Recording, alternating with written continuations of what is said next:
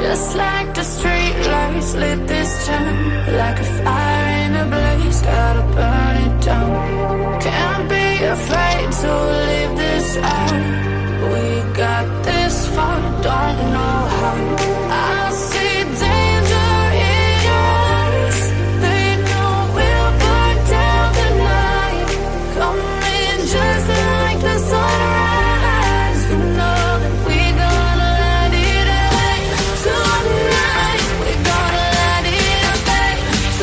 Tonight, we gonna let it out. Just like the sunrise, we gonna let it out.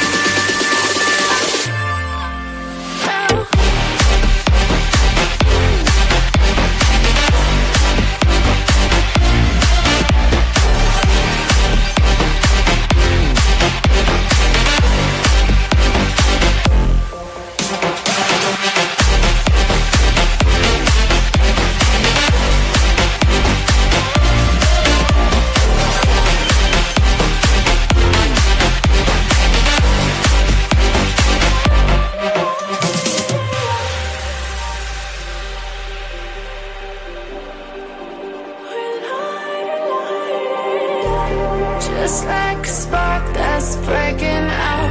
Can't make a stop, can't turn back now.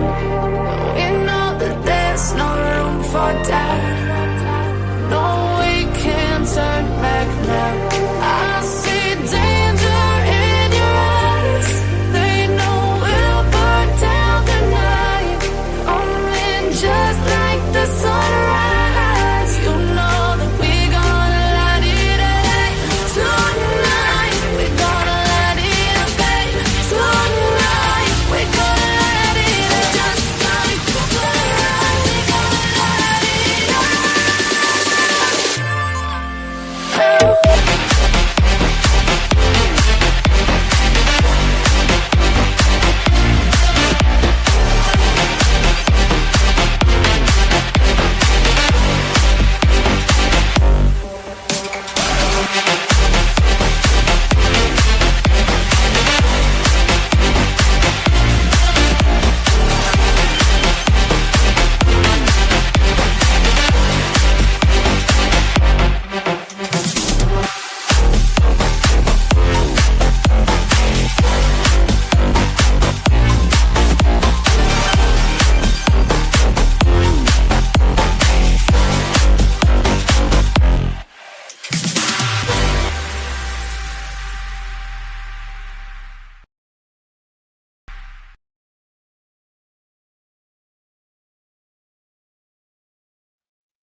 Okay, I was trying to make sure the song didn't come on again.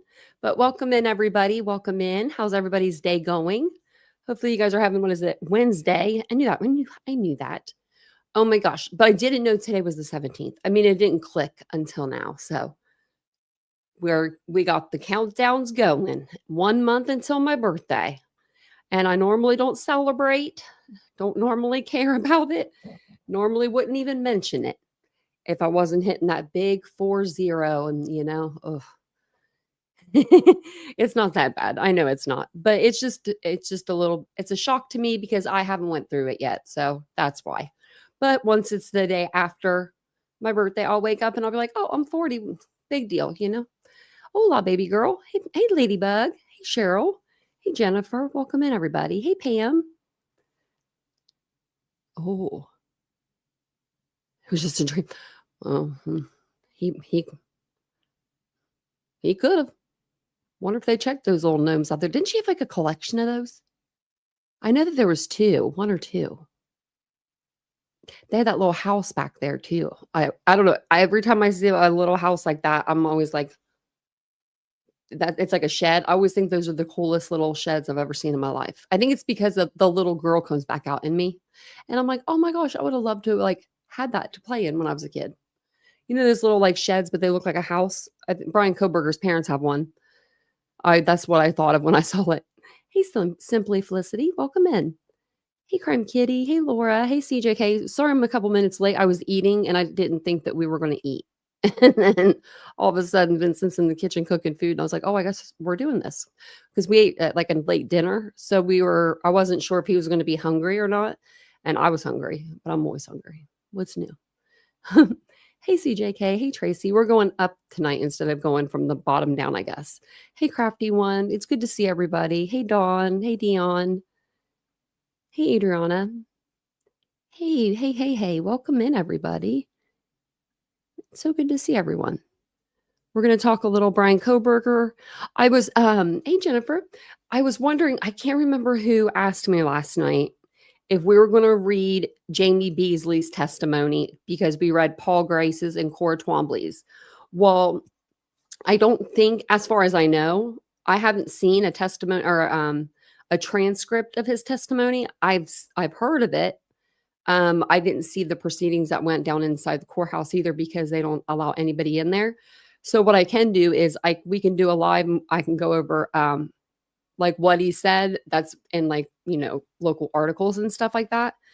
Because there was a couple other things I wanted to go over with that case too. But if you don't know, I'm talking about the Jillian and Veronica case, but Jamie Beasley, I keep looking down because I wrote it out last night. But Jamie Beasley was the property owner that they were buried on his property that was leased at the time by Tad Coleman. And Tad was renting that from him, and he was the property owner, like I said, and he actually died. And even his obituaries out there and everything. He was only like 52. He was young, but he died. And so they do have his statements though. So we could always go over those. But if you're in the chat, let me know who it was. I forget who it was. Hey, Catherine. I think because it was like right at the end, like right when we were getting off. Like right when we were ending the live was ending and stuff. So. Well, it's good to see everybody. Hey, Lenora. Hey, Ashley Higgins. Now I kind of have to go back up because I was just like, wait a minute. I think she had gnomes. Yeah, I think she did. I think she had. I think someone talked about it. I think the gnome might have been inside the house though. Maybe it was the house. Maybe it was the people before they moved in. You know how they had like the pictures of the inside of their house. Hey, Cupcakes with Sprinkles. That's a cute name. I love that name. Oh, baby girl, I'm tired too. I'm just tired. Well, I work a lot, but I do a lot of other stuff. I've been drained myself.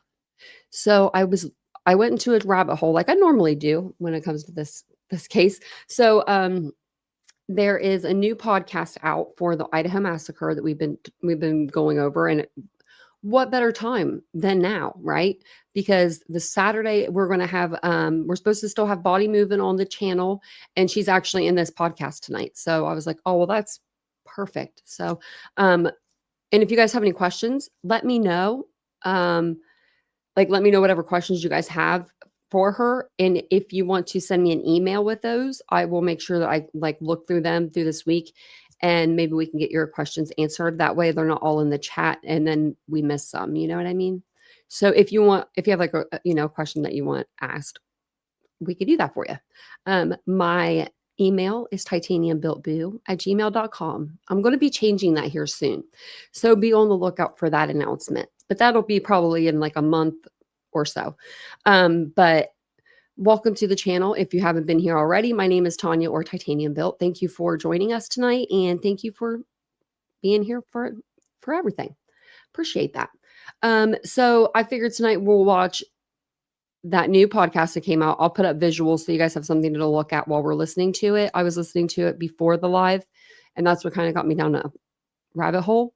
It's not really a rabbit hole because I didn't get too far with it, but they were talking about psychopaths, and I was like, well, that Bryan Kohberger sounds like a psychopath. But then I was like, Tanya, do you know exactly what a psychopath is? And I was like, maybe you don't. So I looked it up. And did you know that there is a hair test? It's called a hair psychology test, okay? And it's called the hair tool. It's HARE. And it's a test that they give. And I guess this test is supposed to tell you whether or not you have it. You have psychopathy. So I thought we could plug in Bryan Kohberger's answers that we think would be Bryan Kohberger's answers. And yeah. I know.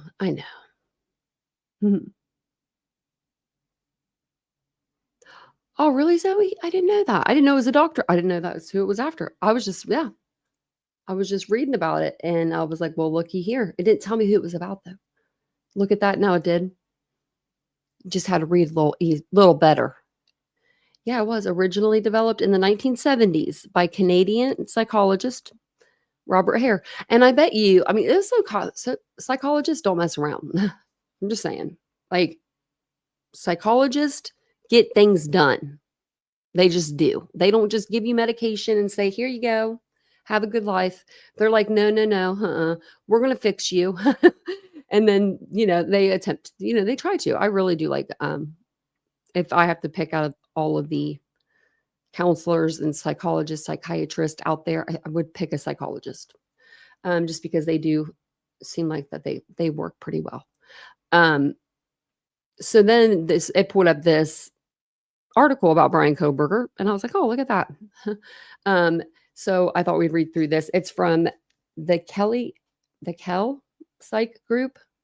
I don't know if you've heard of them. I haven't heard, but you can call or text or book now. Individual therapy, group therapy. Let's see here. I thought they got rid of those little therapy places that were online, back when like BetterHelp and all them came out like during COVID, and everyone was like, you can get, medication just sent to your door. And everyone thought they were going to get medication sent to their door. I didn't get medication sent to my door. No, I'm not, Tom. Oh, you got a second job, baby girl? You better tell them to give you a day off. You need like 2 or 3. Oh, I could, I feel you. I know that feeling. I hate that feeling of like, just working that many hours, especially because you're on your feet.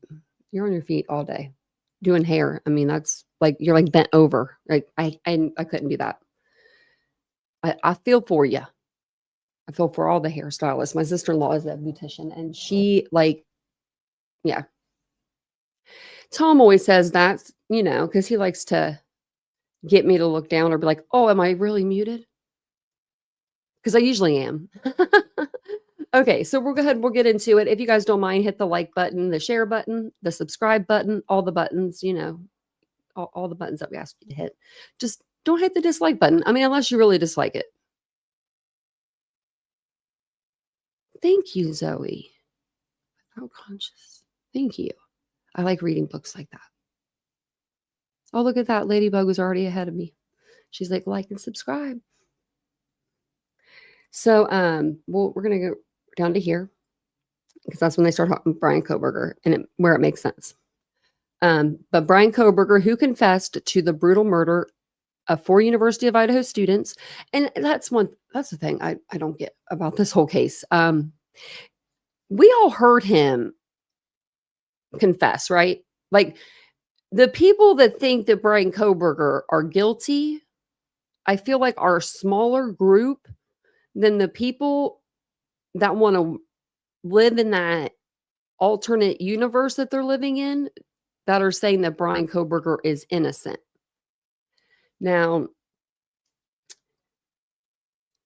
I ain't never seen an innocent man drag families and their loved ones and victims through court proceedings for 2 years plus just to say, I did it. I killed him. What for? Why? A social experiment, you say? Oh, okay. He couldn't do nothing else. He couldn't just do the burglary to get in prison. Like, I don't get it. Oh yeah, that's another one, baby girl. I've been here too. Yeah. And it's just like, I just was thinking of it earlier. I was looking in the, like before the live, I looked at the live tab because I always go to the live tab to see who's all live, and I saw someone was live and they were like, that was their title. Bryan Kohberger's innocent. 1.1K people in there. I was like, wow, how about that? How about that? So if you start hearing me talking some BS, it's Christmas time's coming up. So I'm sorry now. I'm just kidding. I would never sell my soul. No Santa Claus is going to get me. I was a good girl plus this year. So, I mean, I'm cool. I don't know about y'all, but I'm good. I was a good girl all year so far. So, anyway, so we'll get back to this. But It says that he confessed to the brutal murders of 4 University of Idaho students is possibly such a case, although we cannot always diagnose from afar. Oh, probably not. The eerie calm, the forensic planning, the emotional flatness, the fascination with criminology, and the history of heroin addiction all speak to a chilling configuration of the self and personality organized not around feeling or connection, but around domination, contempt, and emotional deadness.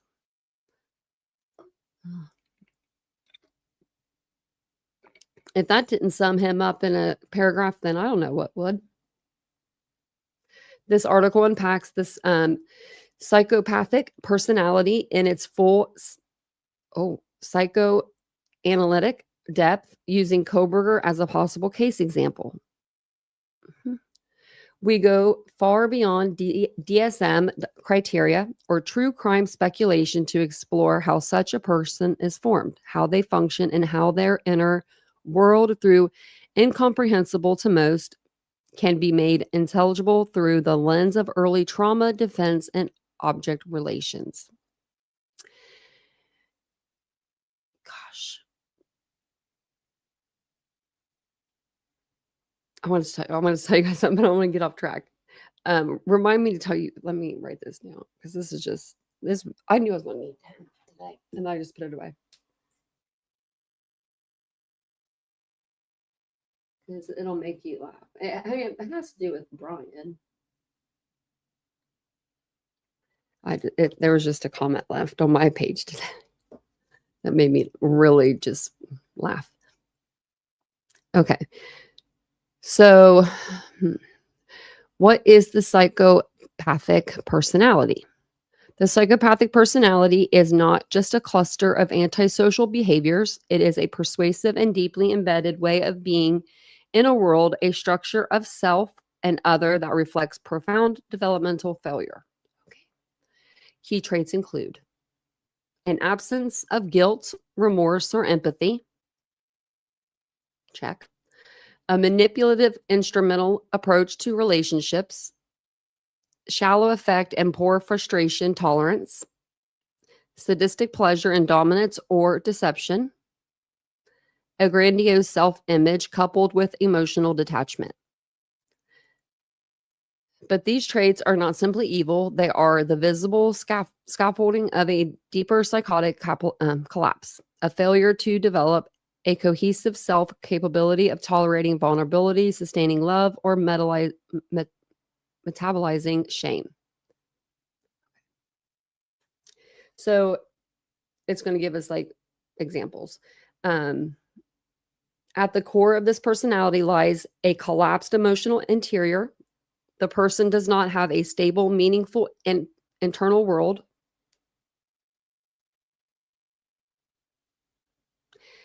There is little capacity for fantasy life, imagination, or symbolic richness. Instead, the inner world is flat, fragmented, and effectively numb. To manage this inner void, the person will avoid affective states entirely, especially sadness, fear, or dependency. Well, I don't know. I mean, that one's not really him. He was dependent on heroin. I couldn't think of what I was trying to think of. But the sadness part, not so much. Enacts power-based fantasies to feel alive, uses others as external props to stabilize an internal world that cannot hold itself together. There is no true self in the conventional sense. The internal structure is built around falsehood and manipulation because authentic feeling is either inaccessible or terrifying. Maybe inaccessible for him. So then it says affect tolerance, the ability to experience and metabolize feelings, is severely impaired. Okay. Unlike neurotic, I can't even say it. We're going to have the person say it for me. Help me. Neurotic. She said it too quick. I'm saying that, but it doesn't sound like that's right. Neurotic? That's what she's saying too. Neurotic. Who do I have got speaking for me? She sounds so quick. It says, or even borderline personalities. The psychopathic person does not repress emotions so much as advocate to it.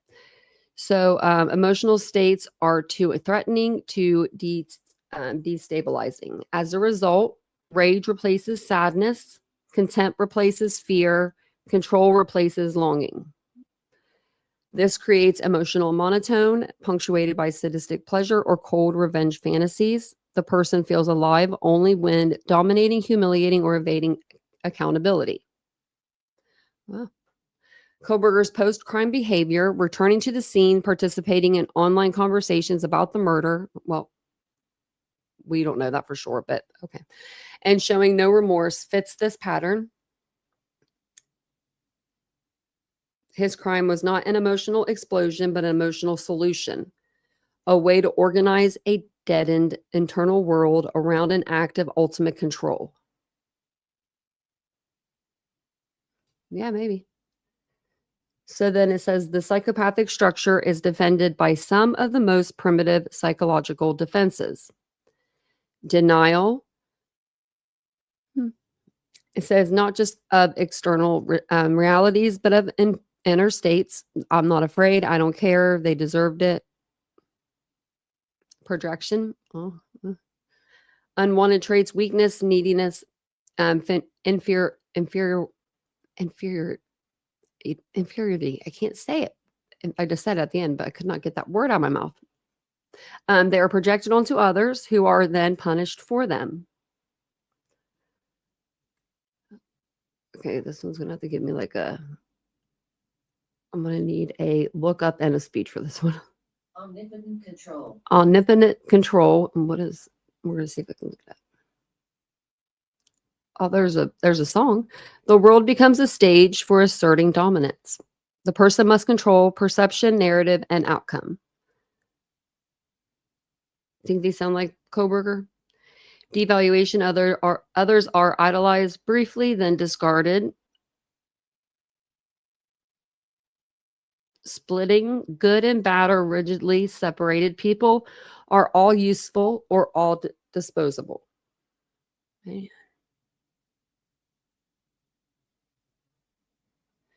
These defenses are not chosen. They are the only available strategies for managing an internal world that is otherwise unbearable.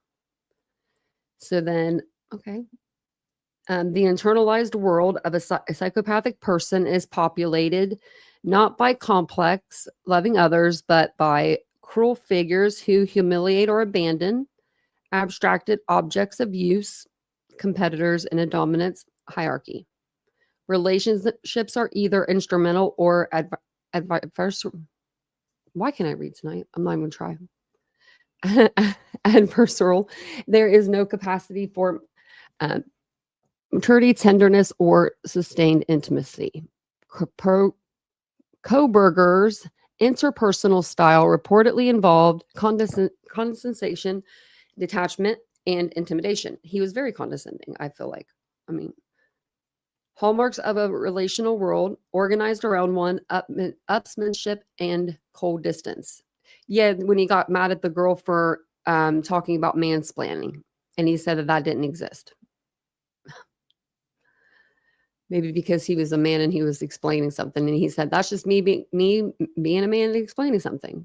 But I think that he, even in the podcast they say, but I've heard this before, where he liked to go up to people and pretty much tell them, like the one girl that was there talking to him about her thesis, and then he decided he would tell her about her thesis. Like, no, that's not how it works. Like, this is how it works. That's just, I mean, it's not a good look. And it's, to me, having his level of autism, a level 1 diagnosis, as myself, like how to read a room. You know what I mean? Like, you're not incapable. Like, I think too many people are giving him that as an excuse. Oh my gosh. Have you seen it? Have you seen it up close, Tom? Thank you. Thank you so much. Therapy money for BK's teeth picture. I'm actually going to write that. I'm going to tell my counselor about that. Next time I see her, I'm going to be like, the whole hour, I'm going to talk about his teeth. I'm going to show her and everything. We are going to talk about those teeth. They freak me out. I see them in my nightmares. Oh.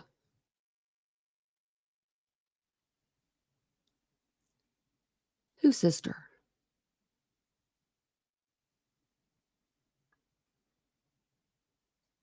Oh, you guys are probably talking about something else.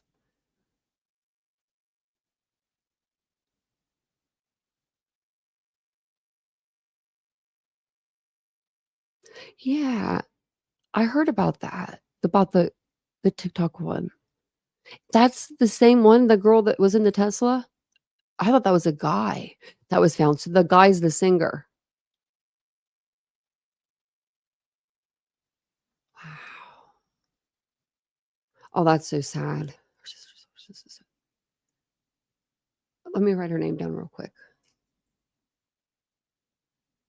I want to make sure I write it right. Because sometimes they won't come up. Oh, man.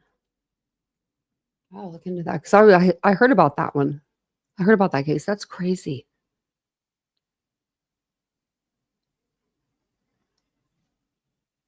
Oh, so yeah. He just got diagnosed with all of those diagnoses that he had in February. We found out February 2025. So not 2023, not 2024, not even January 2025, February 2025. I am not buying it either. I am not buying some of that stuff because so someone left a message on my thing and was like, on a comment, and they were like, you are just as mean as everybody. Because I said that it doesn't look like Bryan Kohberger got that surgery, the nip tuck, like the skin reduction or whatever it's called surgery. And I said, you clearly tell because, I mean, I don't need to pull up the pictures, but he's got droopy skin. And then I said, do I apologize for that? No, never. I said, I don't apologize. He killed 4 people. I don't apologize for nothing. Oh, I was so mad about that comment. They compared me to people that go after a creator, the same creator every day, like that. They called me a bully to Bryan Kohberger. I could have been called worse, I guess. Just Bryan, though. So look at this. It says that, do we read all this? No, I don't think we read this part. Okay, so relationships are either, okay, we read that. Okay, Kohberger's interpersonal style reportedly involved, okay, we read that. Others become mirrors to reflect his superiority, tools to advance his image, or threats to be neutralized. His interest in criminology, far from being academic, may have served this inner need to master power and escape vulnerability. I think he was just trying to get the heck out of his parents' area, too. I think that's why he went clear across the damn country. You can't get much further from Pennsylvania than Washington. I mean, right there, why did you want to leave? Because you grew up in a small town? I mean, you know.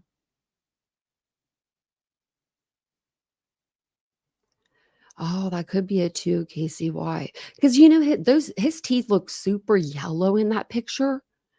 And OCD people usually, I guess there's cleanliness in different ways. I'm OCD about my teeth though, too. Like the dentist looked at me the last time I was there, she's like, you brushed too hard. And I was like, I didn't know. But I think even with being like vegan or whatever, I think that can do something to mess up your teeth. I don't think he was either. I saw the craft Parmesan cheese in the cupboard. I did a Google image search on that crap. I said, I grew up with Kraft Parmesan, and my parents, the green little bottle, the clear and green, we all did.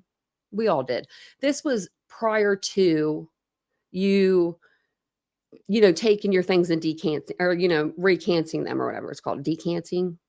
I don't even know what it's called. Putting them in different containers.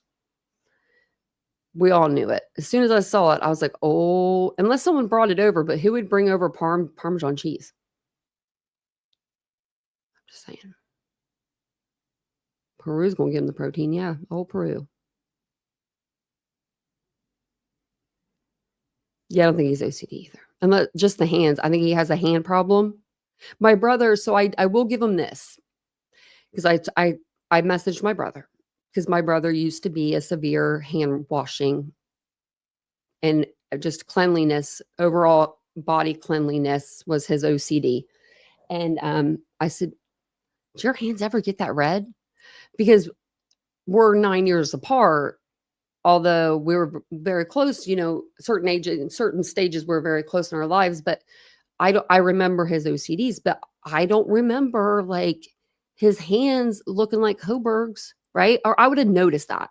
So I sent him a picture of Kohberger of him, like just I think walking into the Pennsylvania jail, Monroe County Courthouse, and then I sent him the one of him in jail now, and he was like, "No," he's like, "My hands didn't get that bad." He's like, "But they did get really red." So.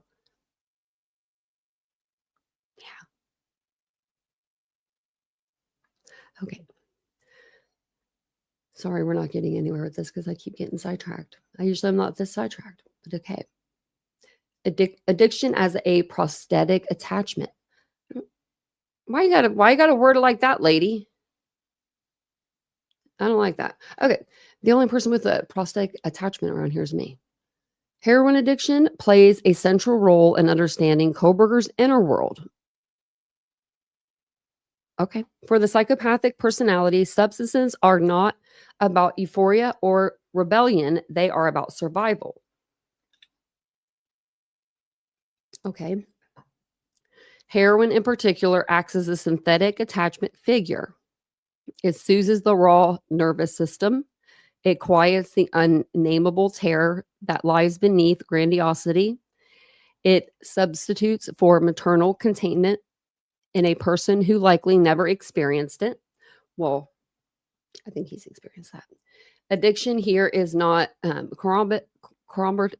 It is a functional adaptation, a chemical means of organizing a psyche too disorganized to self-soothe.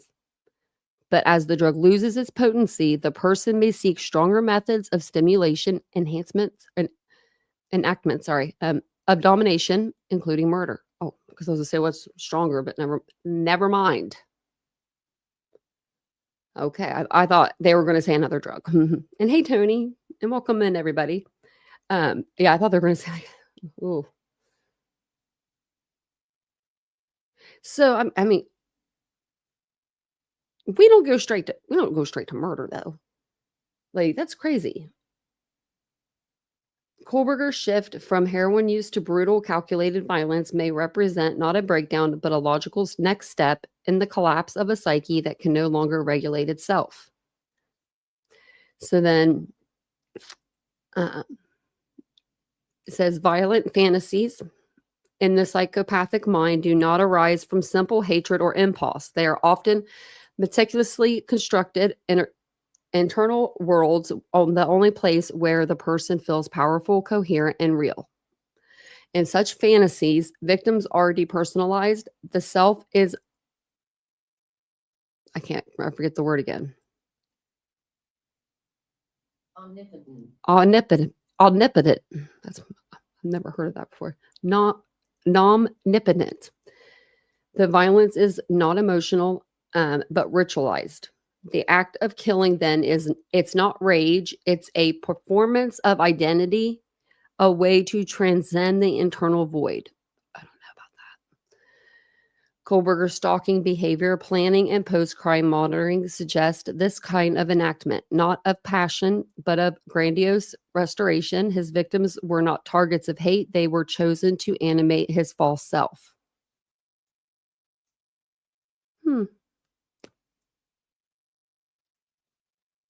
Right, Ashley? I know. And then I told that, that's what that girl said on that comment. That's what set me over the edge, which she said, maybe you should be nicer to Bryan. He has autism.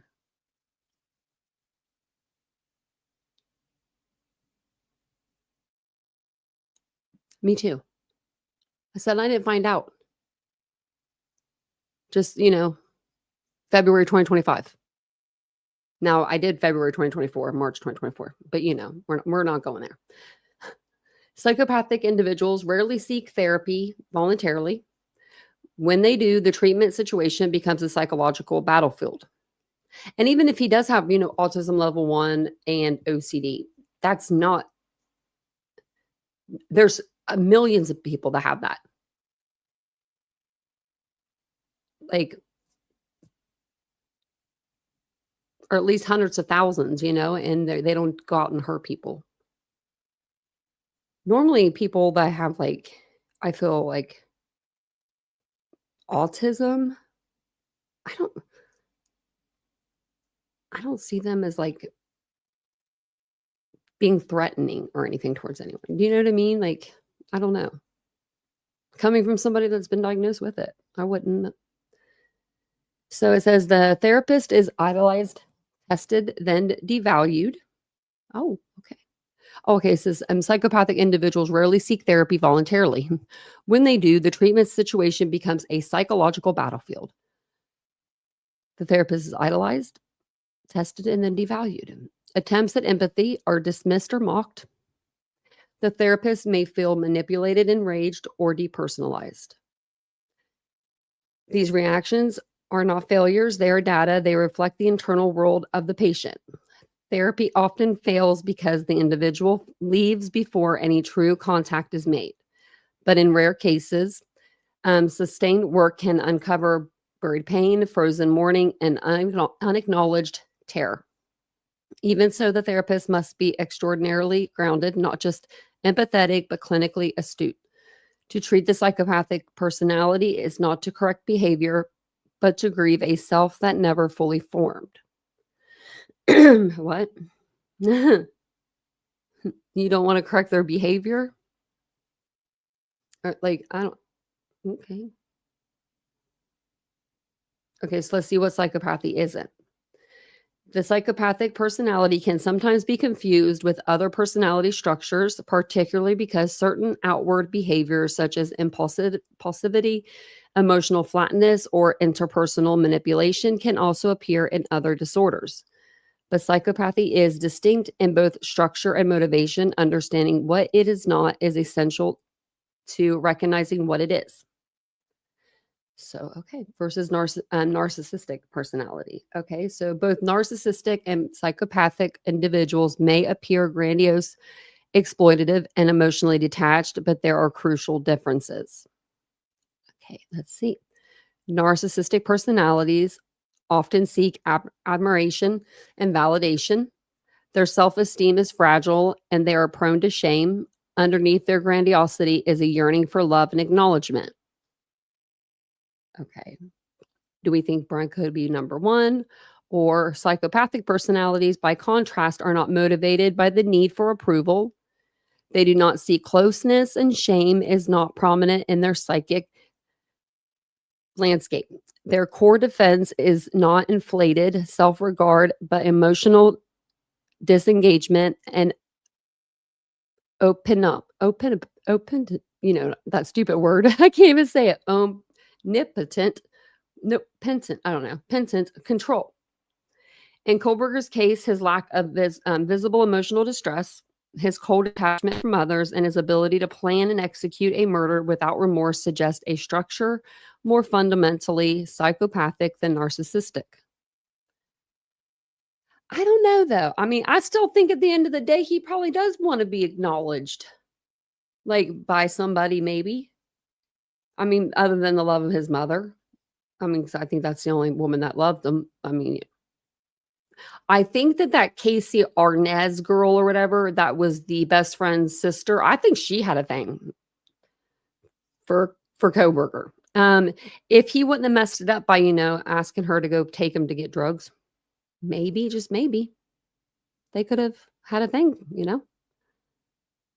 Okay, I am gonna put the channel membership link in the chat 'cause I forgot.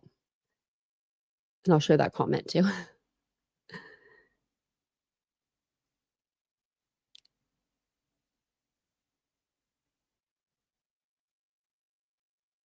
Oh, I don't know. Dion, that's a good question. He stole well, not even just the knives, he stole his coin collection that was worth, like, what was it, like 25,000? It was worth, like, an outrageous amount of money just to be sitting there, like, thousands and thousands of dollars, this coin collection he had, so maybe that. Hey, Betsy. Yeah, for him and his ego, yeah, that I can agree with that for sure. I think he wanted to see if he can get, you know, see if he could go ahead if he could get away with it, and if he I don't think that I don't think in his mind that there was an option to not get away with it. Does that make sense? I think in his mind, he was like, "Oh, yeah, I'm gonna do this, and I'm gonna get away with it, and I'm gonna show these stupid professors and these students." I think it literally was kind of more like back to them, like, that he wanted to show them that he could graduate, get his PhD, and then become a professor at that school. That's what I personally think he wanted to do, or at least in the state or somewhere, or maybe go back to Pennsylvania and be, in his little town and have his PhD.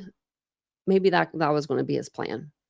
I don't think his plan was very good, but I think that, like, killing the students in Moscow was kind of like,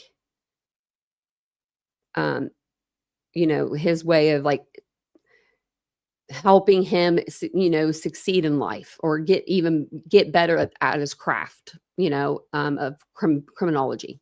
If he commits a crime, and he gets away with it, especially a quadruple homicide, I don't know why you wouldn't start with maybe just, like, something small, maybe one person. I mean, I shouldn't say you shouldn't kill anybody, but, I'm just saying, like, you would think that if you're, I don't know, maybe just, well, I can't say it if you do it like that, Tom. You gotta spell it out for me. And thank you. Thank you for the super chat. I appreciate that. I'm like, "Man, they're giving me these big words." And the same one. It's the same one. Oh, can I can't even see it. I can't see it now, so I can't really say it. Okay. In Kohberger's case, his lack of visible emotional distress, his cold detachment from others, I think we read that, and his ability to plan and execute a murder, not just one, 4, without remorse, suggests a structure more fundamentally psychopathic than narcissistic. So borderline individuals are often emotionally intense, volatile, and terrified of abandonment. Didn't they say he had maybe not, he had something. Their relationships are stormy, but emotionally meaningful. They tend to experience extremes of love and hate, and though they may act impulsively or even aggressively, they often do so out of emotional desperation. The psychopathic personality, by contrast, does not fear abandonment because it does not form genuine emotional bonds in the first place. So not even with your mom and dad? Like, so mother and father? I mean, he does call them that. Emotional volatility is largely absent. There is a calm, chilling flatness where the borderline patient wants too much from others. The psychopathic person wants nothing at all, except perhaps control or submission. Not everyone who breaks a law is psychopathic. Some individuals engage in criminal behavior due to social economic depression or desperation, desperation, trauma, substance dependence, or peer pressure, but maintain intact relationships, capacity for guilt, and access to remorse. In these cases, antisocial behavior reflects adaptation to circumstances, not a deep characterological disorder. Okay. Psychopathy, on the other hand, is a persuasive personality style, not just an action pattern. It shows up in how the person thinks, relates, feels, and structures their internal world across situations and over time. Kohberger's crime was not opportunistic or reactive. It was planned, enacted, and with emotional coldness, and followed by a calculated reimmersion. I can't even say it, into normal life. These patterns point to a psychopathic structure, not just criminal behavior. Well, but we weren't allowed to say that. Now, I wonder if it's true, if Bryan Kohberger is psychopathic, like if that's his thing, why they didn't just I wonder if there's another diagnoses out there. I'd have to ask. That's like not narcissistic either, to where it doesn't make, like, when you hear it, because when you hear, some of these terms, they make a person maybe not like look so great, right? Like, you're a psychopath. Well, that doesn't sound good if you say that in court. I wonder if there's like where they could have still like diagnosed him, but with like I don't know. Because I personally think he probably is a psychopath. I mean, he's checking the boxes anyway. Says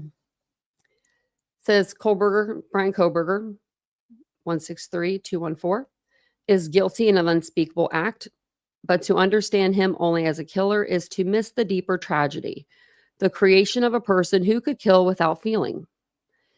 His inner world likely included early emotional abandonment. I don't know about that. I don't think his parents would. I don't think they emotionally abandoned him. But a false self constructed around superiority, maybe addiction as a stand-in for soothing, a fantasy of violence as transcendence. Now, I think the addiction was because he was freaking bored and he lived in a small town. There was nothing else to do, and he said, let's go do some heroin. I really don't think that's how it started. I think that it started, though, that way. Like, I think it started with a buddy saying, hey, do you want to try this? I don't think it was probably necessarily Bryan Kohberger's like doing. Maybe it was maybe it was the other friend that he was doing it with. Maybe that person brought it into the group, and he's like, so he tried it. But I think that that's why he tried it. And then he probably tried it, and then maybe it made him more bearable around people.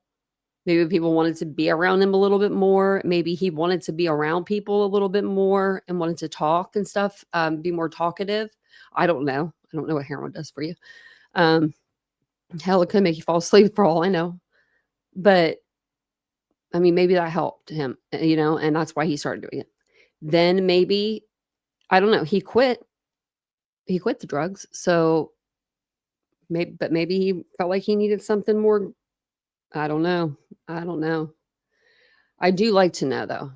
That's why I'm here. That's why I'm here going, like, what is going on with these people? But I still can't ever figure it out. I mean, I think he's a psychopath. I know for sure Letitia Stout. Now, I could say they say she has dissociative identity. No, honey, you're just a psychopath.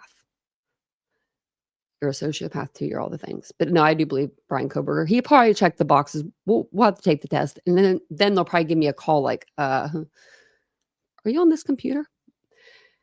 So it says, it is not an excuse. It is to explain psychopathy is not evil in the moral sense. It is the psychic death of an emotional self, often long before physical violence ever occurs. Understanding the structure helps us identify those at risk, not just to commit harm, but to disappear behind their own mask. It helps us intervene earlier, set clearer limits, and remain awake to the signs of a personality so defended it cannot feel.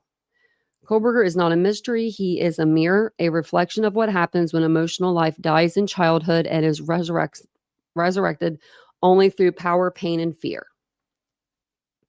Wow. Let's see. Dr. Mitchell, he's a psychologist.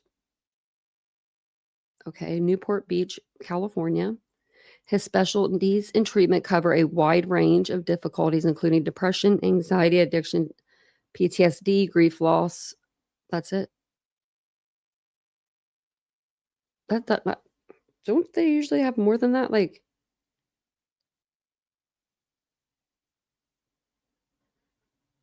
I don't know. That's just like that. I mean, depression, anxiety, addiction, PTSD, grief and loss. I feel like those are like so. I mean, I feel like maybe not the addiction, but the rest of them, we all be having these at some point in our life. I feel like.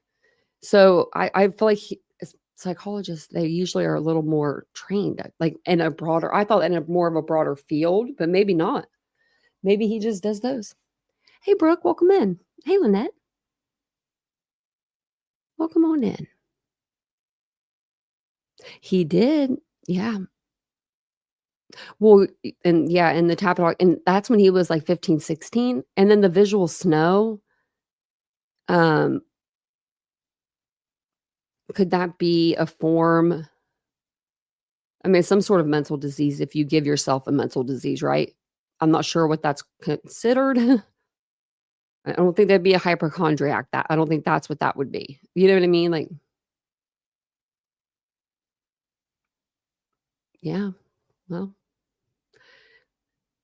took away his mask. That's what they did. There's no comments on this. It's crazy. No comments.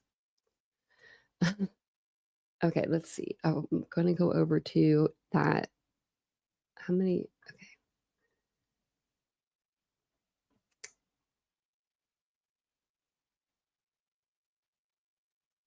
Maybe we'll do this test on the next live and we'll go over the hair stuff because that's 22 questions. That might take a minute.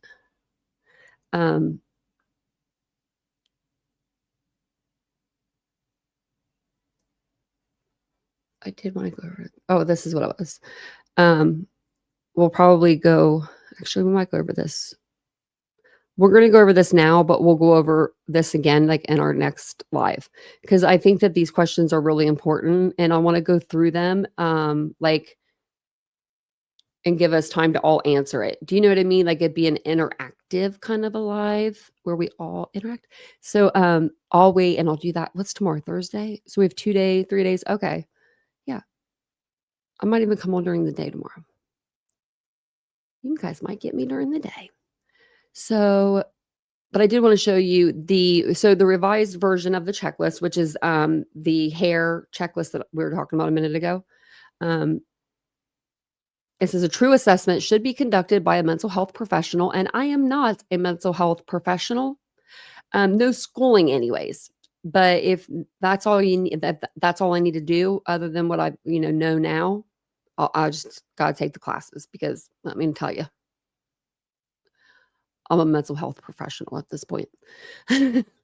So it says glibness or superficial charm, grandiose sense of self-worth. These are the 22 that they like look for, like markers, whatever. Need for stimulation, proneness to boredom, pathological lying, conning, manipulative, lack of remorse or guilt, shallow affect, callous, lack of empathy, parasitic lifestyle, poor behavioral controls, promiscuous sexual behavior, early behavioral problems, lack of realistic long-term goals, impulsivity, irresponsibility, failure to accept responsibility for one's own actions, many short-term marital relationships, juvenile delinquency, okay, let me see. Conditional release. That's prison. Okay, yeah, we're not relocating. And there was another one about that too. Criminal versatility, which we commits diverse types of crimes. Okay. It says 1% of males and 0.3 to 0.7% of females could be classified as psychopaths. Okay. And then called callous and unemotional traits as early as childhood before age 10. They can exhibit characteristics of being a psychopath before age 10.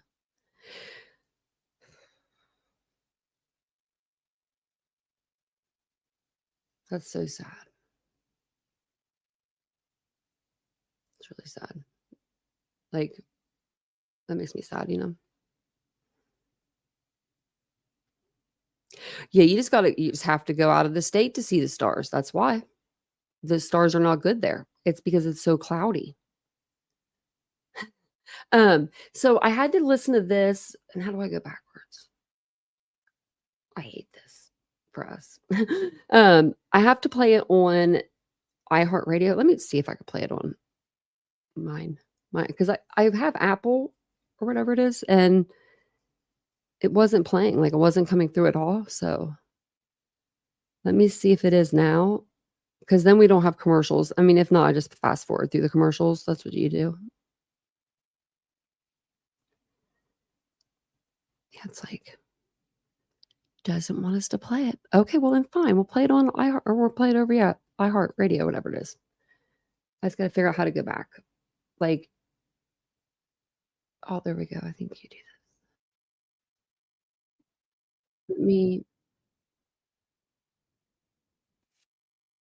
I'm trying to getting us there. Okay. So I will, as we're watching this, I will put up some pictures, overlays, things to look at. I'll be in the chat with you guys. Basically, they are going through. So on the last episode, they were going through the Moscow Police Department's files. And I believe through this episode, they're going through ISP's files, the ones that we've already been through. They're just a little behind. That's all. I was going to tell you actually, right here. Okay, so MPD, they gave us, I'm in like the Google Drive, 314 documents that we went through on this channel. Vincent was like, how many pages are you reading? Like, he saw that what we were reading, like the transcripts, and I'm like, oh, only 142. He's like, only 142. And I'm like, yeah. I was like, you didn't see the Idaho stuff? ISP, they came out with, I believe, 500 and some.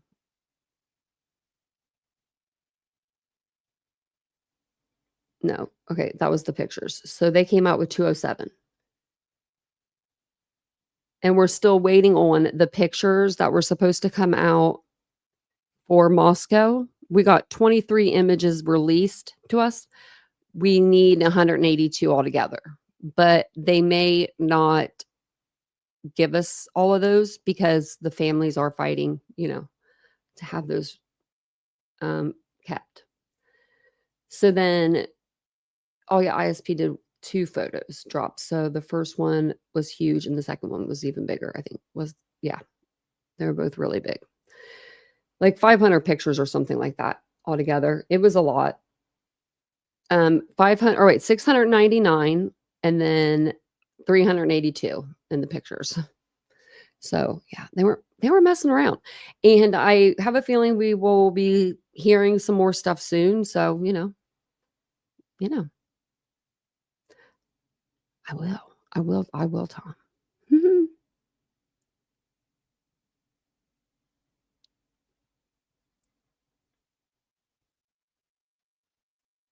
I don't know. We'll see what the FBI has. I hope so. I hope. But I mean, probably not.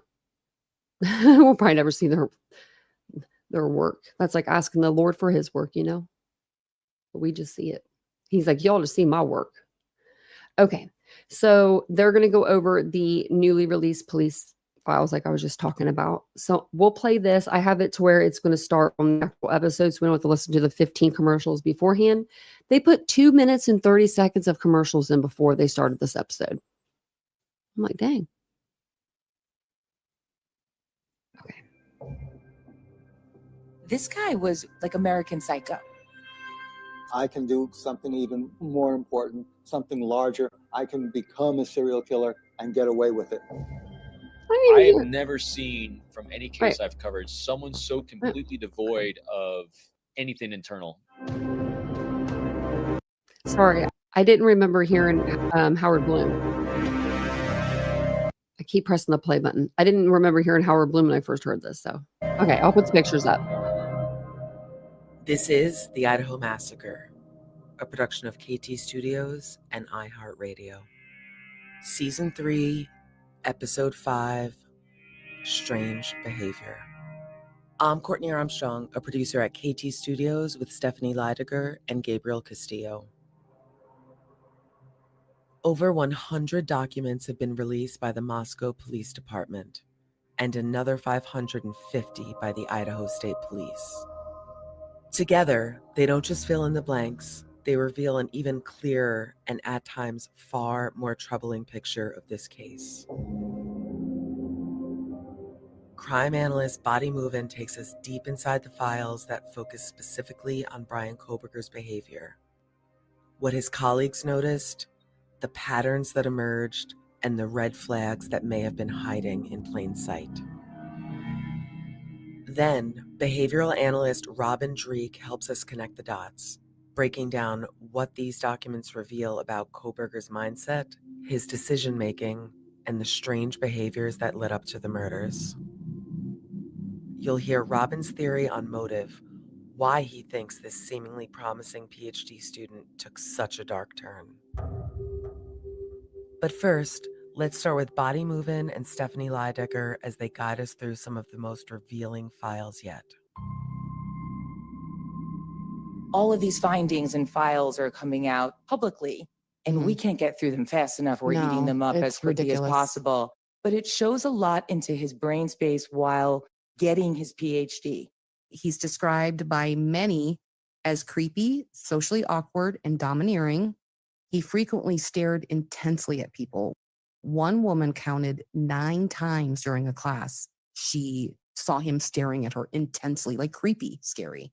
Like right? without a blink. You know how sometimes you might just be gazing in a direction and you happen to be looking at a person and it's so embarrassing. You're like, I swear I'm not overly staring.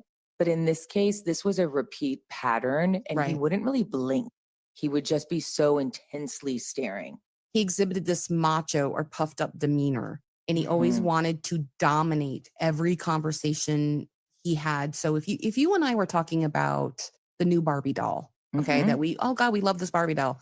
Enter Kohberger, he would turn the conversation into something he's interested and then dominate that conversation. Wow. In one report, there was a guy, and he said that Bryan wasn't really his friend, but he was more than an acquaintance. So he's kind of in between, and he got a ride from Bryan Kohberger, and they ended up being in his car for hours in the parking lot just talking. And Bryan was venting to him, saying that I don't have a lot of guys to talk to. And then he said he could walk into a bar and have any woman he wanted. Can you imagine driving Bryan Kohberger home? First off, that would be just weird because he would just be staring straight ahead. And then you get to drop him off or whatever. And then he keeps you in the car for 2 hours or an hour and a half or whatever it was. I would be like, dude, I got to go. That's probably why you don't have friends, man. Because someone's looking for me somewhere. That's what I'd say. Yeah. I mean, give me a break. This guy couldn't get a girl. Persistent complaints from women about his behavior.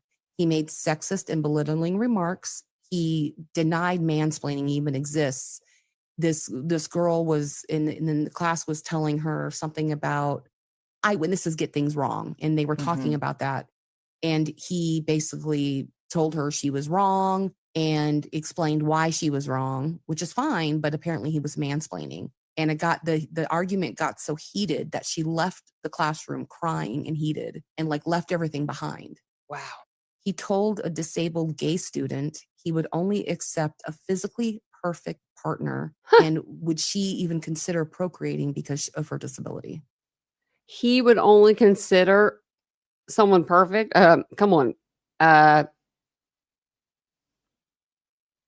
mean, nobody wants to wake up next to this guy. There's nobody. I had the yellow tooth picture somewhere. I don't know where it went. I had it, but then I deleted it. Now I need to have it again for this moment. But yeah, I mean, no, seriously. Sorry, Kohberger. Nobody wants you. Can you imagine Meaning that? because she had a disability, he Right. thought maybe she shouldn't. Like that's what he was implying, is that Correct. you're not perfect enough to procreate. Right. He said in some of these classes that he was in that he believed in like traditional roles, and he believed in like traditional marriage. You know, he was homophobic. He made homophobic comments. He had hostility towards women. He was dismissive of all the female professors' authority. He questioned one's ability to grade because she was too foreign. He was systematically late to classes taught by women. He was never late to the male professor classes. There was even a male professor who started letting his class out early so that Bryan could make it to his colleague's female class, and Bryan was still late to her. I'm just gonna say this. I'm gonna pause my mouth for a little bit. If that was me, I was the teacher, and he was continuing to be late to my class, and I was the professor, I would lock my door 5 minutes after the bell. You ain't in here, sit down. Nope. And if you leave my class to go get some coffee and then try to come back in, we're not doing that neither. You leave, you're out. Just like in the courthouse. You know, you leave to go to the bathroom. Sorry, can't come back in until after break. To her class. Wow. He was intentionally disruptive. He would leave class in the middle of a woman speaking, one of his professors, and go get coffee.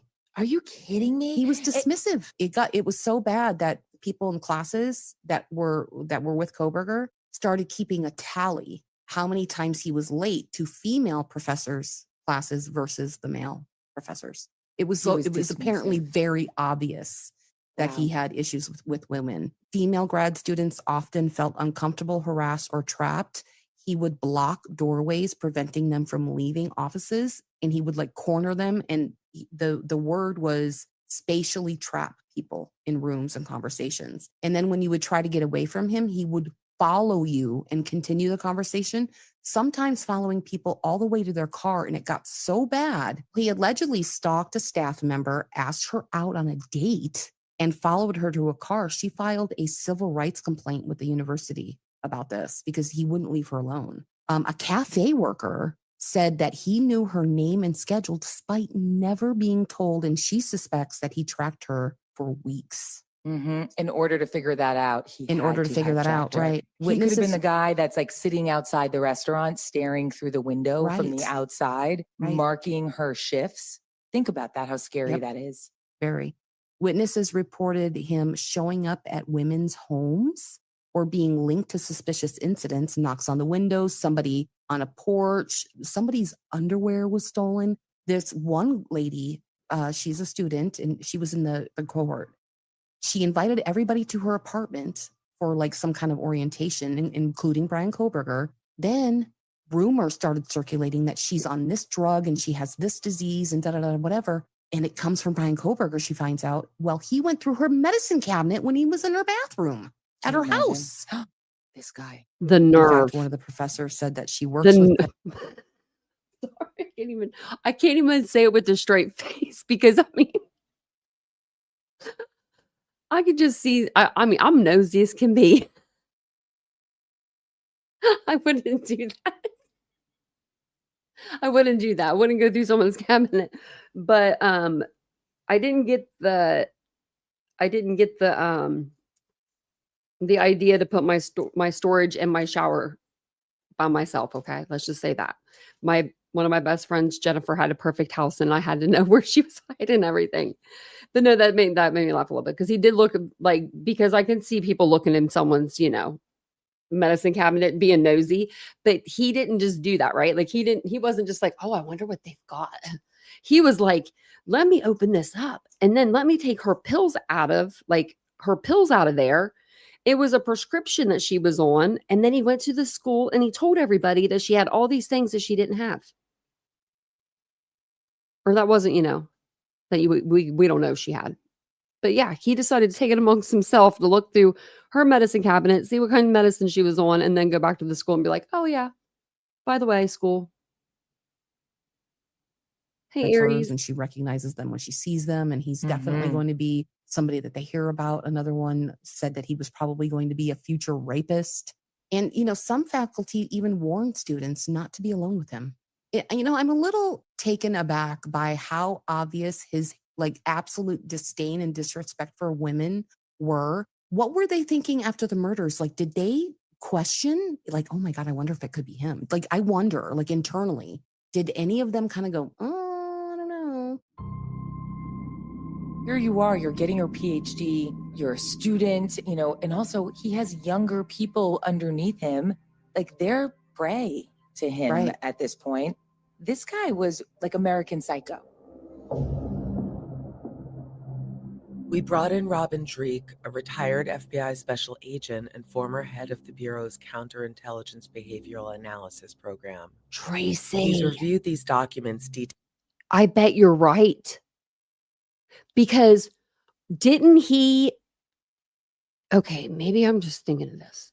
But I thought he took some of the friend's dad's medicine. That's probably exactly what he was trying to do.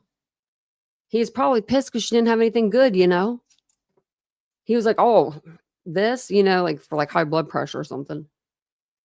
detailing Bryan Kohberger's unsettling behavior and shares his insight into why Kohberger acted the way he did.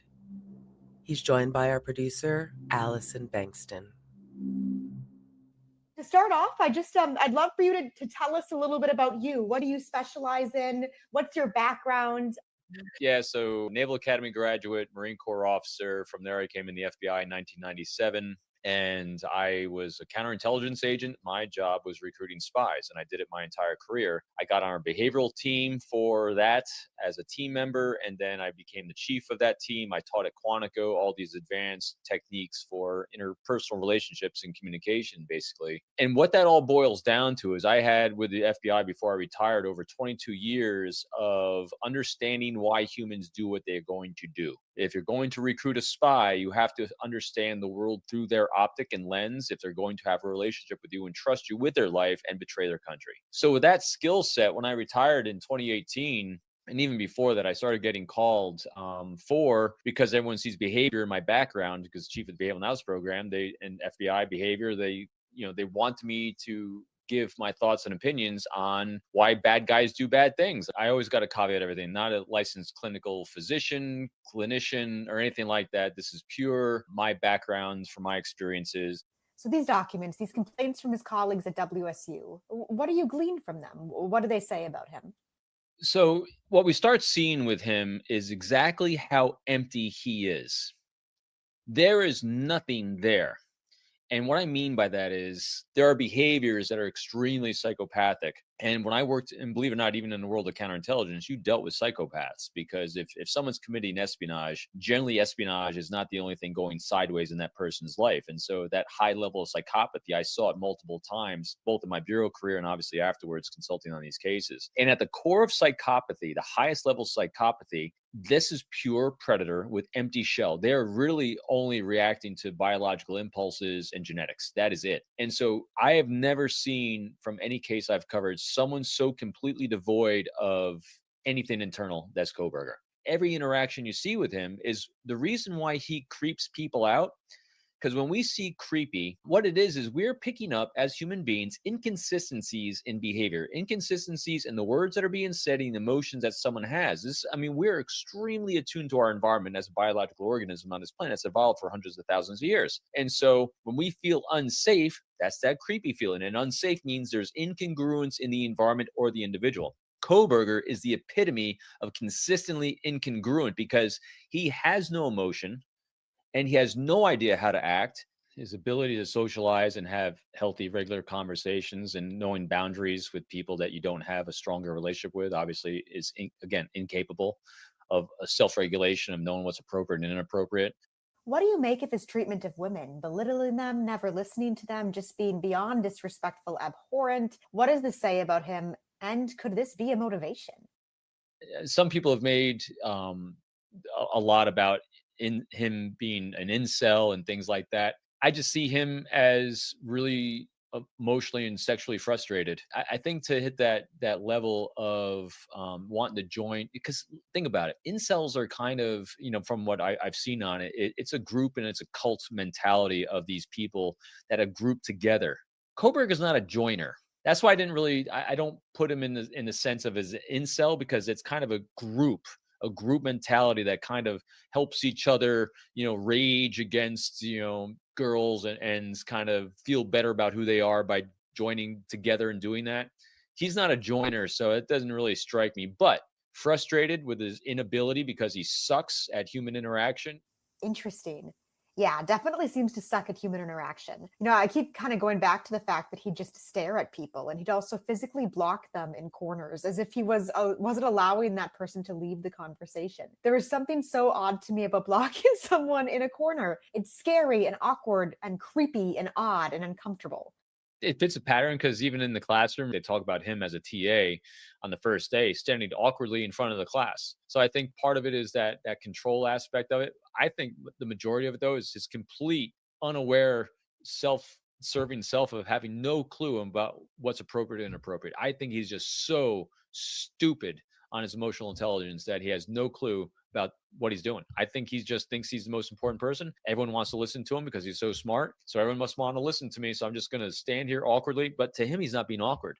To him, he's just being who he is. And he's just completely oblivious to his impact on others. He has zero ability to read a room. He has zero ability to read other people. It's profound is what it is. Yeah, absolutely. In one of these accounts, it just goes along with everything you're saying. He was always acting like he was so smart, thinking he's the smartest person in the room. And in one of these documents, it says that he was also always bragging about knowing some high profile professor, which I have to imagine is Dr. Catherine Ramsland from DeSales University. She taught him and he looked up to her. But yeah, he would brag about knowing this professor and, like, oh, look at me. I know her. This is amazing. As if it was some like power trip. Just a name dropper. So let's go back to the Ramsland thing, because I think it's really relevant, because it gives us a glimpse. He said just a name dropper. On his motivations in life. So Howard Bloom, great author, did a lot of great work. His book, When Night Comes Falling, was a fantastic study. And he has numerous times said that he thinks part of Kohberger's motivation was to impress Ramsland in some way. And I always take in what other people observe when they've done a lot of deep dives on this. And I think Howard was onto something. Let's stop. Do you think what the heck was that? Yeah, I brought the dogs in here.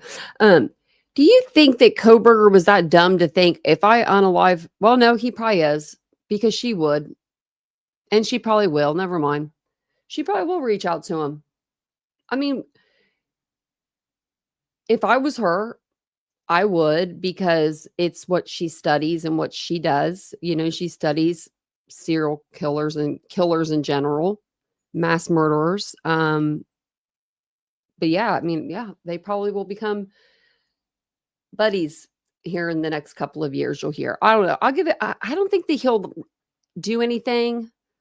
Like, I don't think he'll spill the beans on what happened, but I think he will give some sort of stupid interview. But I don't think it'll be for like another 5 years. Maybe we'll see it in the year 2030. We'll see. Stop here for a break. We'll be back in a moment. When do you guys think he'll give going on in Hollywood? Let me know when you guys think he'll give an interview or write a book. How long you guys think? I think he'll wait a while. How are you supposed to stay on? And I don't think he'll tell us. And I still don't think he'll tell us the whole truth. Needs like free delivery, which required. See Walmart. Prepara tu hogar. Nosotros. Sorry, I was trying to fast forward through the commercials. On this app, we have to listen to the commercials. Nosotros ayudamos, tú ahorras. Solo instalación básica. Aplican restricciones de fechas, sujeto a disponibilidad. Instalación por contratistas independientes. Detalles y licencias con un asociado. Solo en estados contiguos de Estados Unidos.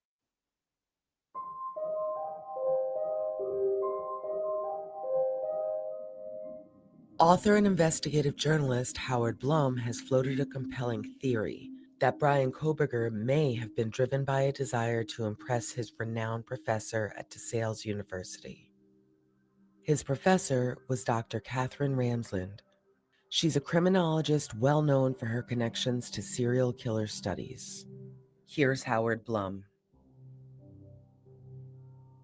Bryan Kohberger was a student of criminal justice. Part of his research was studying serial killers, but has his professor, his advisor, Catherine Ramsland, a great authority in forensic psychology, author of 79 books, writes, fantasy and killers makes them want to experience the real thing. And maybe, just maybe, again, this is just speculative, he wanted to try to see if he could pull off the perfect crime. Maybe he wanted to try to impress his criminal justice professor, who was his advisor, Catherine Ramsland, that I can do even better than you. You go into prisons and speak face to face with serial killers. I can do something even more important, something larger. I can become a serial killer and get away with it. Here's behavioral analyst Robin Dreek sharing why he thinks this theory holds weight. Why did he get into criminology? Why did he get into this? And so with all of us as human beings, we do things and we're exposed to things and behaviors during our early formative years of life, roughly between the ages of 9 to 24, as the prefrontal lobe's fully forming, that allow us to feel safe and valued by others because we're genetically and biologically coded to gravitate towards things that make us feel safe and valued. We see it all the time with people in our own lives, whether it's in university or in jobs. We tend to say someone is really good at something if they tend to spend a lot of time doing it. It's the only thing they focus on. He sucked at everything else in life. And so he goes off and studies under Ramsland, who then validates him, says, wow, he's so intelligent. Ramsland gave him she say that? validation. I mean, she's an expert. The only thing that motivates... When did she say that about him? She's never said anything about Bryan Kohberger. She's been under a gag order. I mean, she said something probably recently. She had those 2-3 interviews. Huh. I think he might be getting her confused with that other teacher. A psychopath is notoriety and grandiosity. And so he sees that, I might become notable to someone who I admire. So I don't think it was going to be a personal thing. I think part of his motivation was to be someone that she studied, that he would do something that would, like, she was very impressed, necessarily not like admiration wise, but very impressed with the level and skills of Bundy, BTK, and Dahmer and all these people. And so he wanted to be that notorious to her. Wow. Yeah, the logic lines up there. I mean, obviously, Dr. Ramsland didn't intend this. Exactly. But it's such an interesting way to look at this all because, we all like to be good at things. And when we are good at things, it's like a dopamine effect. And for once, he seems to have found a little niche, which is being great at criminology. He's found the one thing that someone says, hey, you're great at this. Good for you. Yeah, I can absolutely see what you're saying. And another thing, too, that is interesting that we learned from these documents that he was Googling Ted Bundy a lot before and after the murders. Do you think that he could have been motivated to become next him? In fact, in one of these WSU documents, a student says that they were comparing the University of Idaho murders to the Chi Omega House murders at Florida State University, which obviously Bundy was responsible for. And Kohberger must have loved that. It's what do you think about this Bundy inspiration theory? Everything he's done and everything he did was complete copycat of someone else. Definitely, I think part of his MO is trying to be someone in that same realm as them for that grandiosity thing. I still think a lot of what he was doing was studying on what he should do next and how he should behave and how to get away with things better. He's trying to find the best to emulate that got away with things for a longer period of time. So let's try to be more like that. And so let's put ourselves in the PhD candidate shoes of, I'm going to try to be the best at doing this. And since I have no original thought of my own anyway, let's study as many people, take the best elements of this person, best elements of this, best elements of this. And if I put it all together, because I'm so smart, I can get away with it because I'm taking all these things and putting them together into one person. So again, no innovation, no original thought. I'm just going to keep copying all these people. I don't think he has an original thought ever. 100%. If you could kind of compare some of his behavior to some other top serial killers? Like compare him to, what does he have in common with BTK? What does he have in common with Bundy? We'd be very curious to hear your thoughts on that. I'm actually going to do the reverse. In some cases, when you're trying to say all the similarities of someone, because I think there's a lot of similarities between what he was trying to do compared, with BTK, Dahmer, Bundy. There's so many comparisons that they become, I think, overwhelming. What I think it's easier to do is say, where isn't he similar? And where he failed and where he continues to fail is where they were successful. And that is, most of them were very, very good at masking who they were at their core. They're very good. Their EQ, their emotional intelligence was much higher than his. And so I think he's very similar in what he tried to do compared to all those other people. The difference is that they were being who they were. They were naturally able to problem solve and innovate. They weren't copying anyone. They were just being these horrendous serial killers. And they were naturally figuring out how to do this really effectively, using their natural charisma, use their natural interpersonal skills, and use those things to get away with it for a longer period of time. Kohberger had zero of that ability. And so he's trying to copy people that he's incapable of copying. He can copy mechanics, but he can't copy empathy. He can't copy socialization. He's completely incapable of it. So I think he's very similar in the mechanics of what all of them were doing, but horrendous and completely incapable of copying any socialization. That's such a good point because, if you think of Ted Bundy, everyone liked him. Like, oh, he's so handsome. He's so smooth with women. BTK was a leader at the church. Oh my God.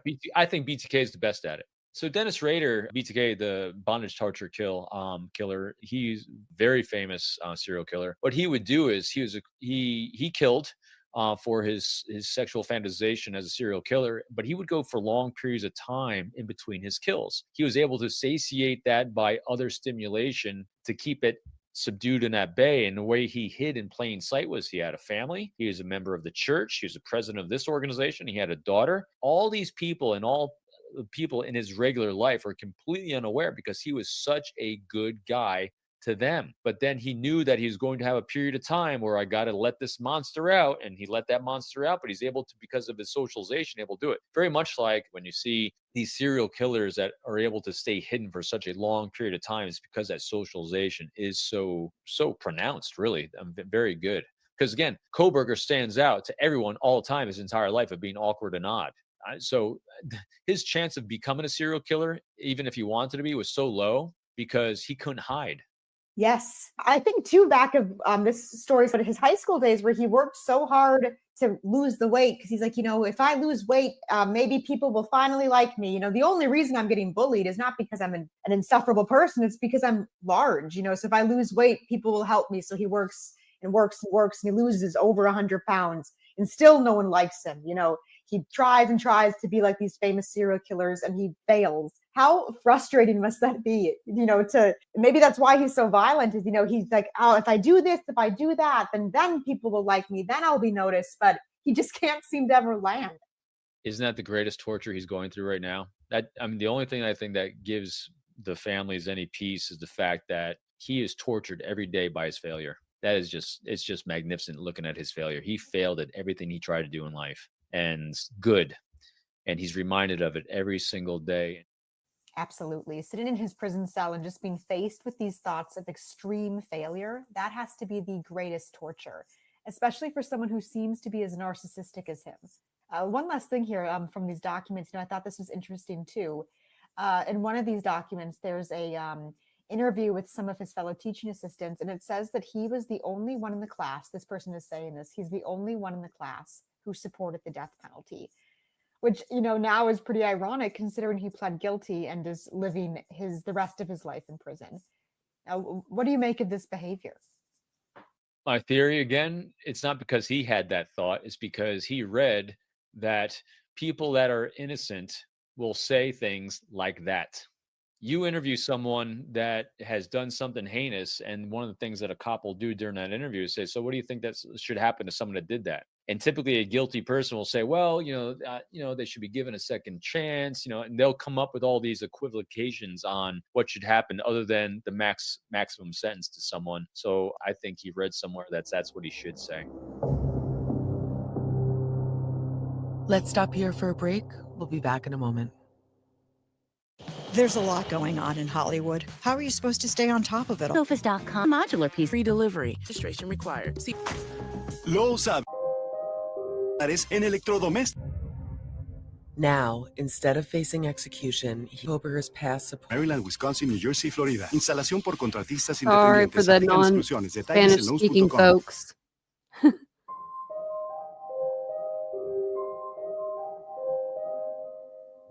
It turns out that Bryan Kohberger's past support for the death penalty was the ultimate irony, because in the end, he pled guilty to avoid Idaho's firing squad and spare his own life. Now, instead of facing execution, he spends his days confined to a small, sterile cell at the Idaho Maximum Security Institution. It's a place he'll call home for the rest of his life. His daily reality? 23 hours a day in lockdown, with a single hour outside those four walls. So, what does life really look like for an inmate in Idaho's most secure prison? What kind of existence awaits Bryan Kohberger behind those bars? I showed you. Next time, Now we'll they're get gonna show into it you. with bail bondsman Kevin Corson. He has the inside scoop on exactly how the Idaho Maximum Security Institution operates.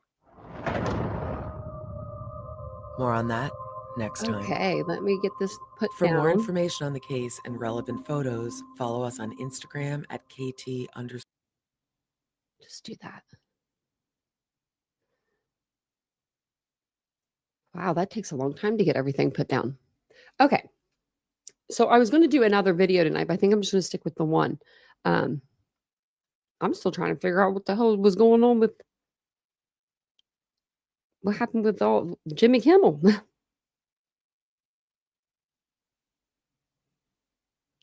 I was trying to read it, but I was just like, dang. This Charlie Kirk case is going to be going on for a while. Like,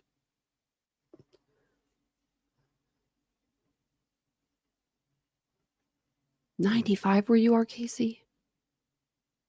Yeah. I got a bone to pick over here about that.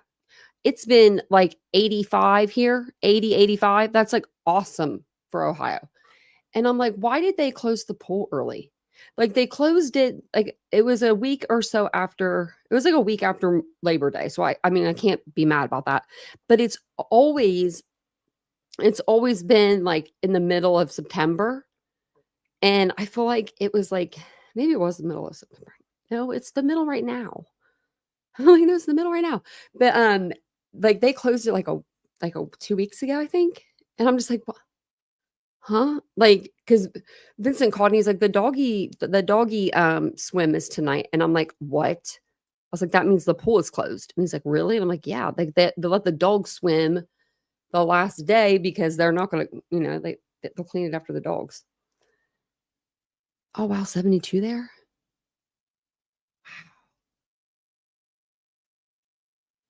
It's been hot here. I actually got these bib overall things, and they're shorts. They're not like the pants. I want the pant version. But when I saw these today and they were on clearance, you best believe they went straight into my cart. And I will be wearing these bib overalls here every day until fall hits. So if you see your girl wearing these, just know she's very comfortable.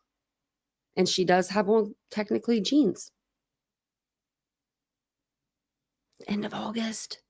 I would have been like, no, you can't do that. I'd have been like in the pool on my raft. No, I hate that because I hate that just that means fall's coming. I mean, it's going to be here in a couple days, but all because your husband's on vacation. Well, that makes sense. Get that pool closed while he's at home, because Ladybug ain't doing that by herself. And thanks, Lynette. I got them at Target. I get everything at Target. I love Target. Actually, I did a get ready with me today, and I was on TikTok, and man, them people be viewing videos fast over there on TikTok. I have like so many more views than if I were to post that on YouTube. And I couldn't even get them. Oh, and I got my microphone fixed. Stephen was actually in the chat. Stephen Crabtree was watching me, and he's like, "Hey," he's like, "Go into your settings or whatever." And I forgot the net. I just was like, I'm gonna forget the network and then try to go back on the network, and it worked because my wireless mics are expensive. And I was like, we can't take them back now because we've had them for too long, and I never used them, like. So, hey Dan, 76 simply. Ocala, Florida. Oh, I bet it's beautiful. 45 minutes away. We need to get you one closer. Or you just need to take a little trip to the Target. It's my favorite. 2 hours away? Oh, no, I'd be so mad. I'd be moving. Maga Mama, it's time to move. It's time to move. I think that'll probably be the first thing I look for when we get a house. Where's the nearest Target? And I ain't lying. That's the truth. It really just makes me feel happy. It just makes my soul feel happy when I go there. They have all the cute stuff. And I like to go during this time of the year because it's blanket season's here. Don't need any. If I don't get rid of some, I can't get anything. That's my rule. Your closest Target's 35 minutes. Well, if anybody needs anything at the Target, let me know and I'll just have to send it. I love Target. I never go to Walmart. I always go to Target because they're right here. They're both right there. And this Target or this Walmart's been shot up a couple times. Literally, do you remember 2 Christmases ago that kid that shot up a Walmart? That was here. That was literally a mile from me. If that, don't look it up. It was literally right down the road. It was so close. So close. If you want to look it up, you can. I'm on Google anyway. I own a business, but yeah, no, it was bad. So I just don't go to Walmart. And then it just wasn't they were in the middle of doing a rehaul, and it was just an overhaul or whatever it's called. And then I never go there. But it's less than a song for me to go to either one. I can be listening to it, my most favorite-ish jam and not even be done with it. Starts making less time. 60 miles away, PKC. I'll be sending stuff. See, Ladybug, 7 minutes. She's gonna go to Target tomorrow. Just be like, "What's Tanya? What is the big deal? What's Tanya like about this place so much?" I just like to. I think oh my gosh, Target's oh my God, that's my Kroger. On my mother. On my mother. Oh my God, on my mother. I knew I was, but geez, I really am my mom. My mom used to do. Okay. She used to go to Kroger every day after work. And I used to always be like, why does she do that? Every day, right?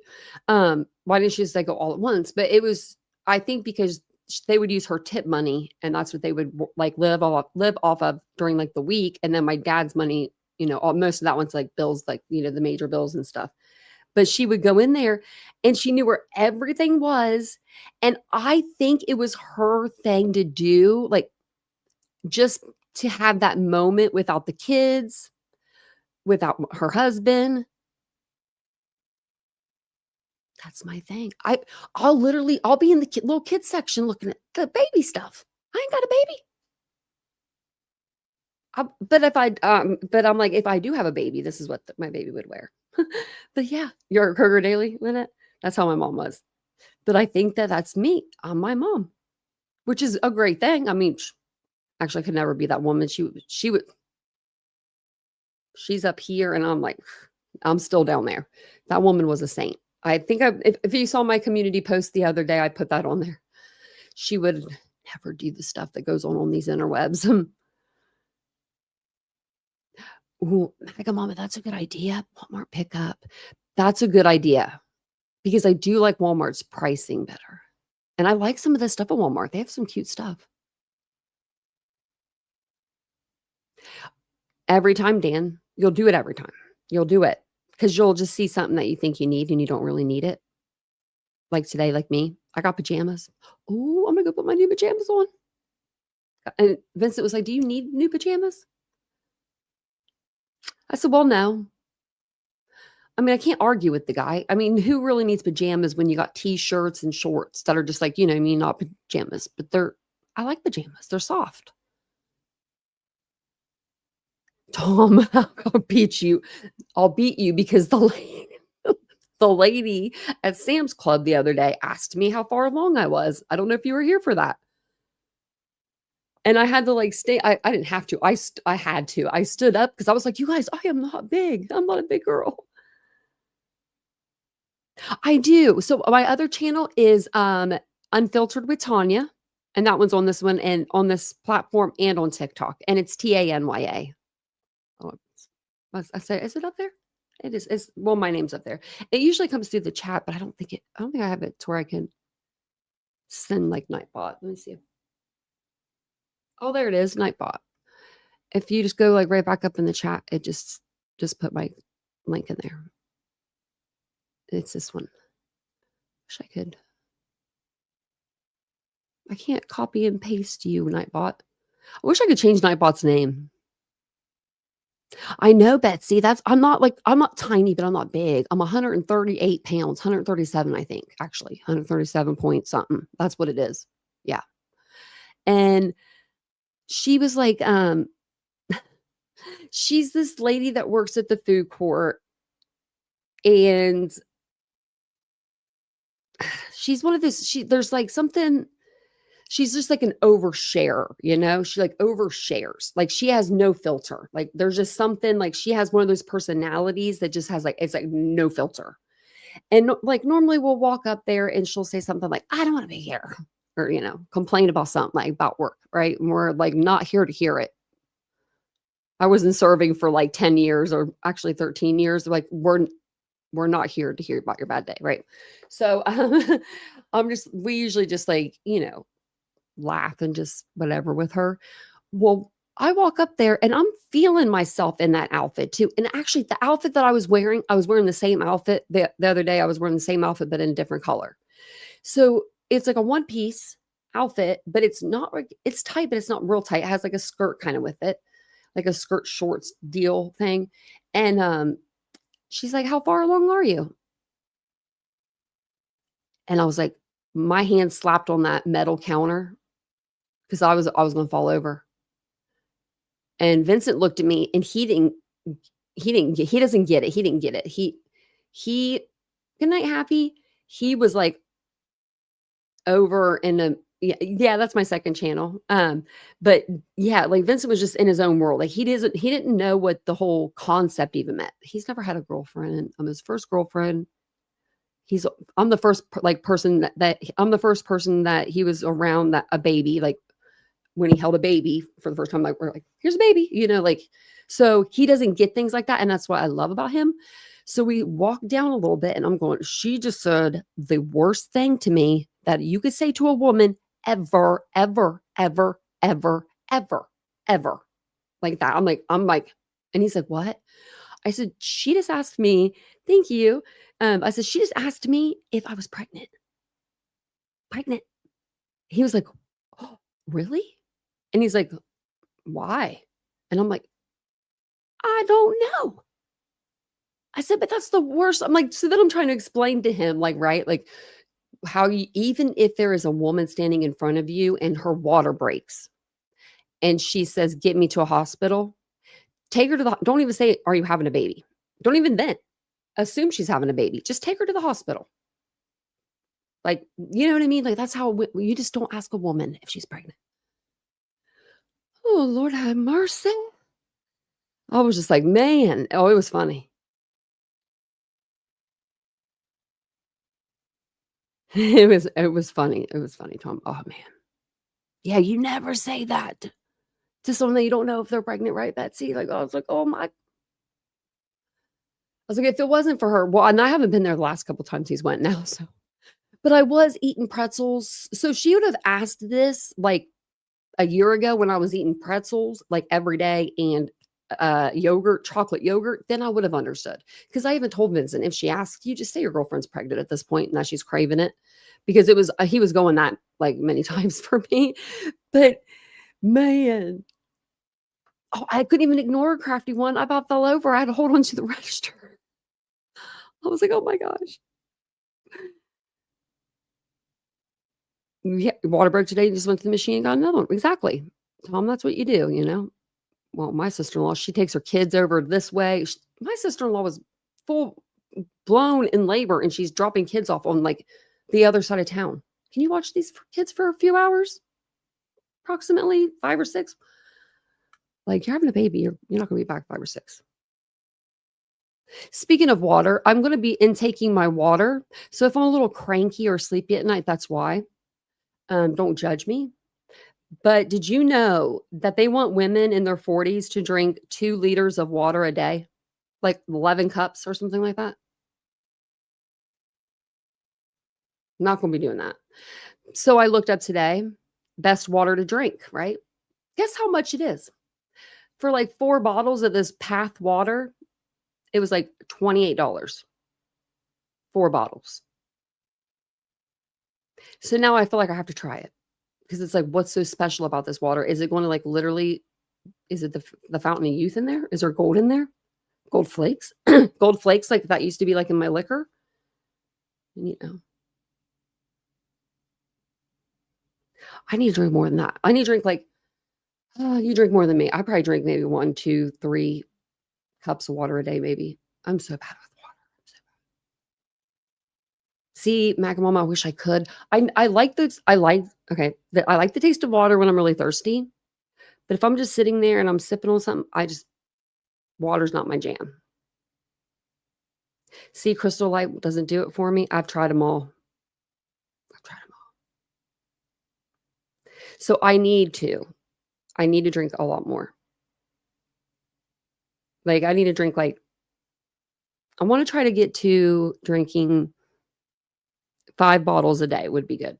If I could do 5 bottles a day, I think that would be okay. Not beer, Tom. Water. Beer tastes better than water. I did the liquid IV before. I should do that again. I should try that again because it didn't taste bad. It was a weird taste, like it was just a taste.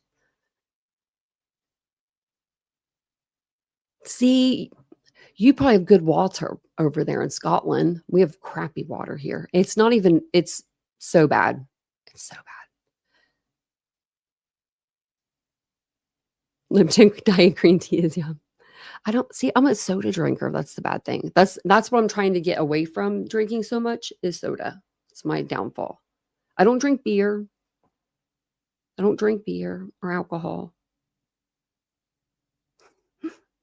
Tom, I do need to drink some more water because I feel fine, but I could be feeling, I think, that much better, right? If I did drink more. I know I'm so bad about it. My mom never drinks soda. I don't know where I got it from. Neither did my dad. I don't know where I picked this habit up from. See, I just love soda. I just love it so much. And Vincent's not a soda drinker. Like he has 7-Up in there. He'll do that like a 12-pack once a year, maybe. Other than that, he's drinking like Powerade Zero or Gatorade Zero or something zero, Live Good Hydration. Oh, I'll have to look those up. Let me write that down. I'm going to try that water though too. I'm going to get it. If someone says pop, I know my mom, we started saying it when we moved to Ohio and my mom would be like soda. That's what I'm trying to do. I'm trying to lose some weight because I think that if I drink some water, I'll lose some weight. I know, Lynette. I think that's what it is. I think that if I stop drinking it, I won't want it after a while. You say pop growing up? We always said soda, but my mom was always correcting us, our words. Because we were from Philadelphia, we moved to Ohio. So it was like we would say y'all, and she'd be like, you all. Or I would say I got on something that women get on, I said, I got on it. And my mom's like, you get on a horse. You're having, you're whatever. I'm like, oh yeah. Like the way that she would just reword it. And it was never mean or anything. She was just like, I would say or I get people would say crick instead of creek. She'd say, you mean a creek? And I'd be like, yeah, that's what I meant, Mom. Whatever, Mom. But thank you guys so much for being here tonight. I appreciate it. I will be back on tomorrow. Maybe I'm going to be on TikTok in the morning, afternoon, or I'll be over here. So be on the lookout for me because I'm going to be in different places. You never know. You never know where I might be. But I will be back on here. If I'm not on here tomorrow during the day, I'll be back on tomorrow night. So I will see you guys all tomorrow at 9:15 p.m. Eastern Standard Time. Have a wonderful evening. Don't forget to like, subscribe, share the video and all that stuff. Juice. We call it Juice. Ginger is a cute name though. Tom, keep your shoes on. Just keep his shoe. I would. Eating cinnamon rolls. It sounds so good. Every morning I want a cinnamon roll. We live like 2 minutes from the mall too. And they don't open till 11. Dang the luck. I don't want one at 11 a.m. At 11 a.m., then I feel bad if I'm eating me a cinnamon roll. If it's not at 11 p.m., I don't want it at 11 a.m. If it's not at 8 a.m., I don't want it at 11 a.m. Does that make sense? I want it either late at night or early in the morning. But thank you guys all for being here so much. I do appreciate you guys. I will see you guys. If not over here on YouTube, I'll see you on TikTok. Thank you guys so much. Have a good night. Bye, guys.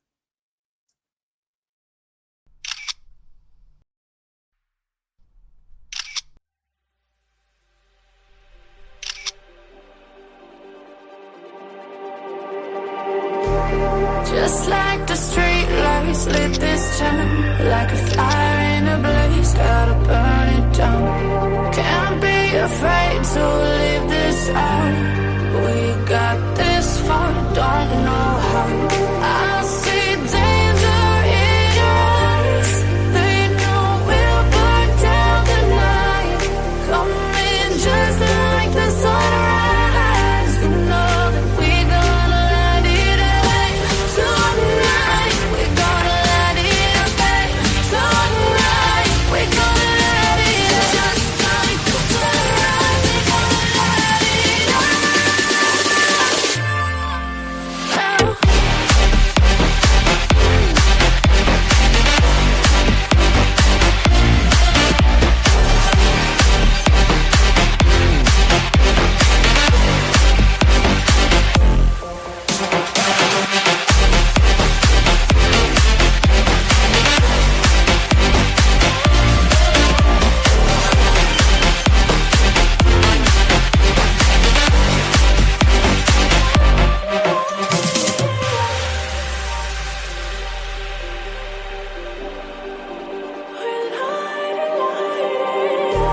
Just like a spark that's breaking out. Can't